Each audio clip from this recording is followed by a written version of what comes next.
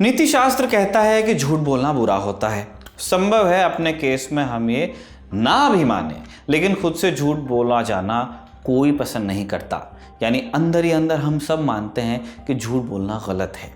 ऐसे ही बीमारी अच्छी चीज़ नहीं होती, इंसान को कष्ट देती है। लेकिन आज हम आपको सुनाने जा रहे हैं एक ऐसी कहानी जिसमें बीमारी अच्छी है और झूठ हज़ार सचों से बेहतर।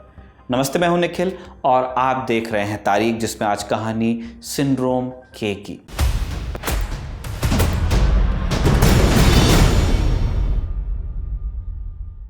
कहानी शुरू होती है द्वितीय विश्व युद्ध से। कहने को ये लड़ाई जर्मनी वर्सेस यूरोप के तौर पर शुरू हुई थी, लेकिन इस लड़ाई में इटली भी जर्मनी का एक महत्वपूर्ण साथी था। बाद में जापान भी इस गठजोड़ में शामिल हुआ और ये सब मिलकर कहलाए एक्सेस पावर्स।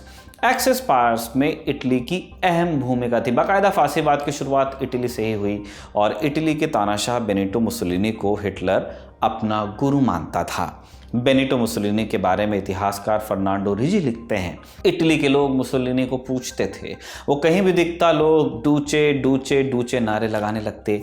इसकी सबसे बड़ी वजह वहाँ का मीडिया था, जो सरकार के करीबी लोगों के हाथ में आ गया था। मीडिया ने मुसोलिनी को खुदा बना दिया। मुसोलिनी की एक छवि गढ़ दी गई जिसमें मुसोलिनी को दैवीय मनुष्य और ऐसा इंसान कहा जाने लगा था जिस पर ईश्वर का वरद हस्त है। उसे एक ऐसा मुखिया बताया जाता है, एक ऐसा लीडर जो कभी गलत नहीं होता, एक ऐसा नेता जो तब फैसला लेने की हिम्मत रखता है जब दूसरे असमंजस में पड़ जाते हैं। मुसोलिनी की ये छवि द्वितीय विश्व युद्ध की शुरुआत तक बरकरार थी, मतलब बर्बाद होने से ऐन पहले तक उस मुल्क को लगता था कि परफेक्ट लीडर है। लेकिन फिर धीरे धीरे असलियत सामने आने लगी। सेकेंड वर्ल्ड वॉर की शुरुआत में जर्मनी ने तेजी से कदम बढ़ाए और फ्रांस पर कब्जा किया। जर्मनी, जहां पूरे यूरोप के लिए खतरा बनता जा रहा था, इटली की हालत खस्ता थी। ग्रीस, इथियोपिया, लीबिया, हर मोर्चे पर इटली की फौज फिसड्डी साबित होती थी।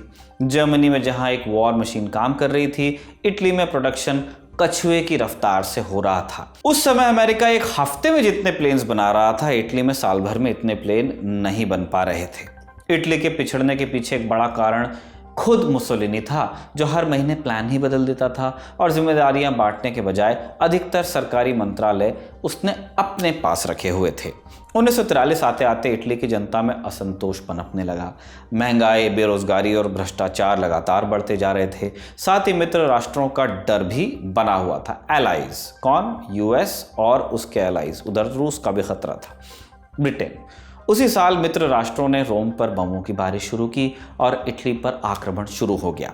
आखिरकार साल 1943 की 25 जुलाई को इटली के राजा ने जनता का मूड भांपते हुए मुसोलिनी की सरकार को बर्खास्त किया और उसे गिरफ्तार कर जेल भेज दिया। मुसोलिनी हालांकि ज़्यादा दिन जेल में रहा नहीं। इसी साल सितंबर में जर्मन फौज ने उसे छुड़ा लिया। बड़ा डेयर डेविल ऑपरेशन था जब मुसोलिनी को उस जेल से छुड़ाया गया।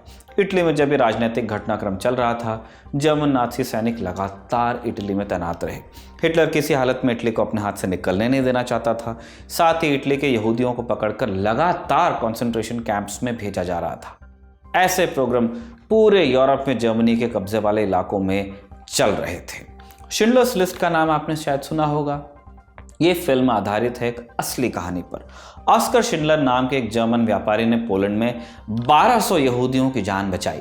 शिंडलर खुद नाज़ी पार्टी के मेंबर थे, लेकिन मौका मिलने पर उन्होंने बहुत से यहूदियों को अपनी फैक्ट्री में भर्ती किया और उन्हें वॉर मशीनरी का अहम हिस्सा बताकर कॉन्सेंट्रेशन कैंप्स में, जो डेथ कैंप्स थे, वहां जाने से बचा लिया। अब पोलैंड की तरह ही इटली में भी यहूदियों को बचाने की एक नायाब कोशिश हुई थी। जैसा आपने पहले बताया, 1943 के सितंबर महीने तक इटली में संकट गहरा होता जा रहा था। मित्र राष्ट्रों की फौज इटली में दाखिल हो गई, जहां उनका हीरो की तरह स्वागत भी हो रहा था। लोग चाहते थे कि एलाइज आए वहां पे और इनको रवाना करें, नाज़ियों को और मुसोलिनी के लोगों को।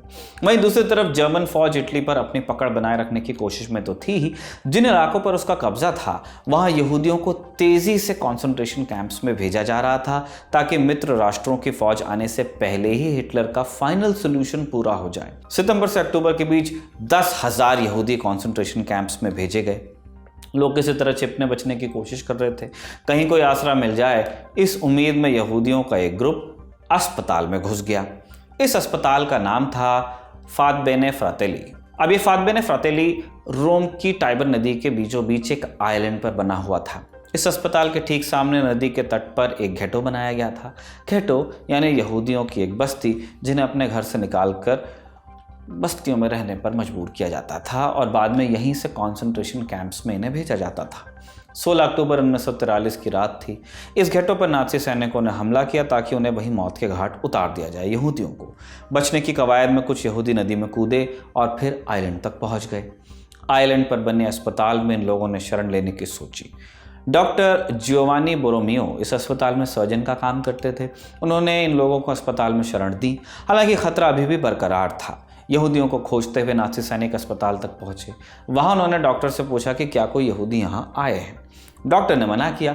हालांकि नाज़ी इतने से कहाँ मानने वाले थे। होलोकॉस्ट पर बनी फिल्में जैसे शिंडलर्स लिस्ट या टेरेंटिनो की इनग्लोरियस बास्टर्ड्स अगर आपने देखी हैं तो उसमें दिखाया गया है कि नाज़ी सैनिक कैसे घर के कोने कोने में छुपे यहूदियों को खोजते थे और उनकी हत्या कर डालते थे। यहाँ तक कि फर्श के नीचे बनी गुप्त जगहों से भी उन्हें खोज लिया जाता था।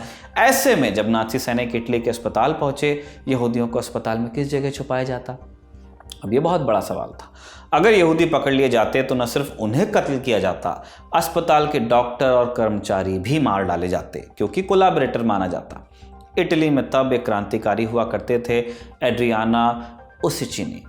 वो मुसोलिनी और फासीवाद के खिलाफ लगातार संघर्ष कर रहे थे। उन्होंने इस संकट से बचने का एक नायाब तरीका खोजा। उसिचिनी की सलाह पर सभी को अस्पताल में मरीज के तौर पर भर्ती किया गया।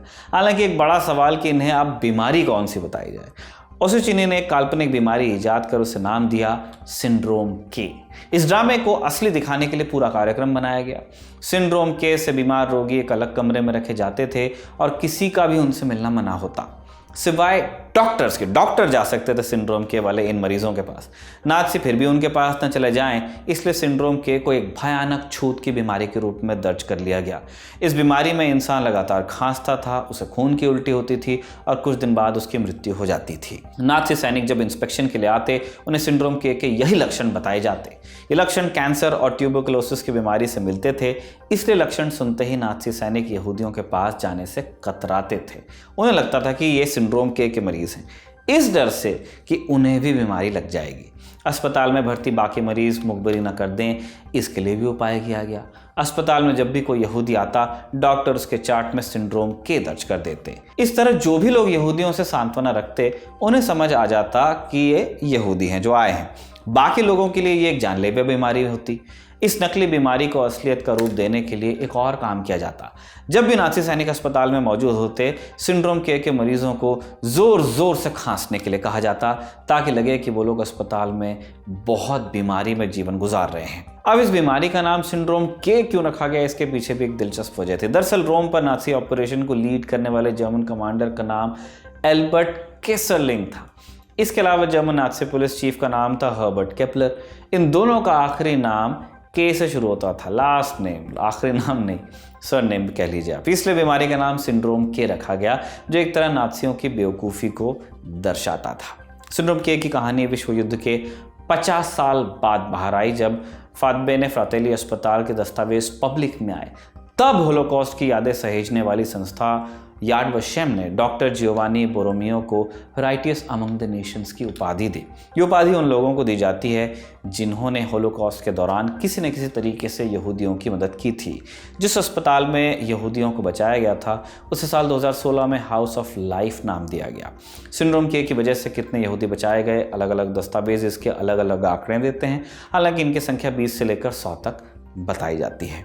होलोकॉस्ट में कुल 60 लाख यहूदियों का कत्ल हुआ, नरसंहार हुआ, इसलिए यह संख्या नगण्य लग सकती है आपको। लेकिन जैसा कि यहूदी धर्म ग्रंथ तालमुद में लिखा है, whoever saves one life saves the world entire, यानी जो कोई एक जीवन बचाता है, एक जीवन भी बचाता है, वो पूरे विश्व को बचा लेता है। इसी के साथ तारीख के इस एपिसोड को हम कंक्लूड करते हैं। कमल ने लिखा और जतिन ने आपके लिए रिकॉर्ड किया। आप देखते रहिए दी लल्लन टॉक।